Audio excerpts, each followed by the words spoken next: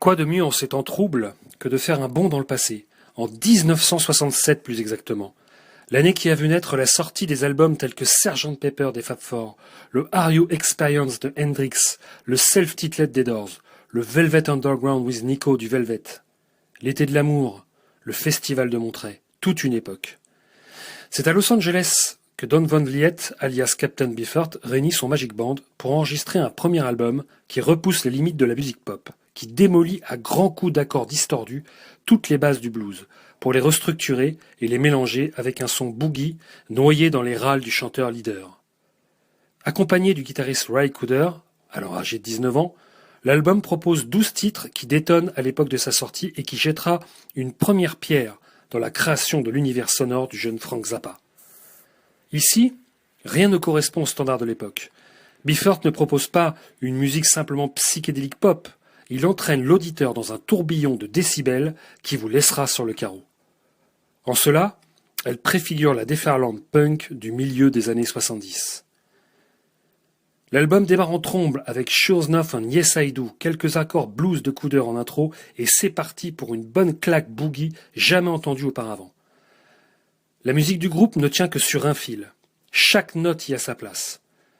Quelques-unes de plus, cela virerait à la cacophonie. Quelques-unes de moins, et l'ensemble s'écroulerait comme un château de cartes. Electricity réinvente la manière d'interpréter un titre. Ici, Beefheart balance son texte sans suivre quelconque mélodie. Seule la structure du refrain permet à l'auditeur de se repérer dans la chanson. Zigzag Vandrer est un trip décervelé qui vous donnera la pêche à n'importe quelle heure de la journée ou de la soirée. Abba Zaba est plus intime. Il donne l'impression de suivre un générique old school d'un épisode de Rawhide, la série qui lança Clint Eastwood.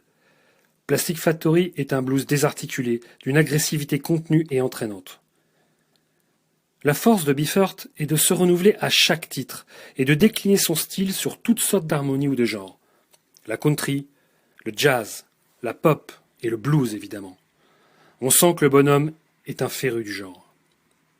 Album du Captain le plus audible, le groupe déclinera sa sauce psychédélique jusqu'au boutiste, jusqu'à l'album culte Truth Mass Replica, produit par son élève spirituel Frank Zappa. Comme tous les albums qui flirtent avec l'expérimental à l'époque, il ne connaîtra pas le succès, l'auditeur n'étant absolument pas préparé à cette déferlante. Le groupe enregistrera encore plus d'une douzaine d'albums, mais hormis Truth Mass Replica, aucun n'aura l'impact de celui-ci. Van Vliet abandonnera la musique pour s'adonner à sa deuxième passion, la peinture, jusqu'à sa mort le 17 décembre 2010. En bref, cet album est un must, un album qui réinvente le style comme on savait en faire à l'aube des 60s, où la plupart des genres de la pop moderne seront inventés.